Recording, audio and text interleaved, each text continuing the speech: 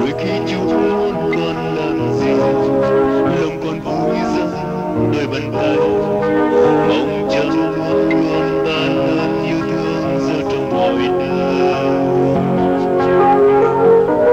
Dâng lên đôi bàn chân này, lòng con mong đem nhân ái ra cho người. Con bước đến những nơi hay gần, đem ơn phương gió bao lần tháng. Vì danh Cha con đi đến nơi nào ngày gần con. Hỡi cứu Chúa, nguyện giúp con trong mọi công việc, nguyện chính Chúa tiếng xưng dân giá thua. Hỡi cứu Chúa, trong đời sống con làm chứng mãi rằng trời yêu thương ban tha thứ luôn. Dâng lên đôi lần môi này, lòng con mong đem nhân ái ra cho người.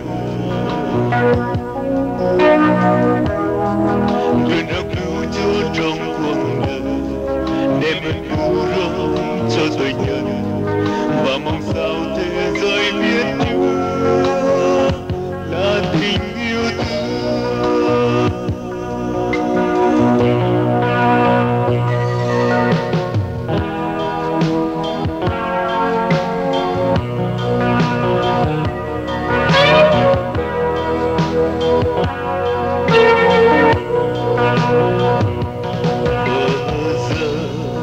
Tơ bằng tin nhau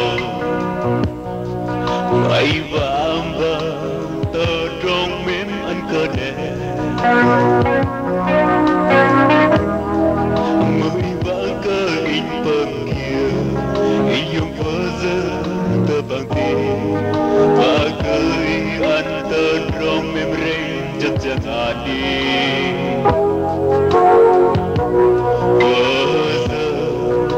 Bằng chân nào bay bám tơ trong mê man cơ đẻ, mấy năm thơ an đi đây và tơ trong yêu sứt sừng ngon vừa cơ in năm thơ giờ mãi cơ ơi ra tơ cũng in tôm tơ trong nhà vì trong ăn kẹp ra đi là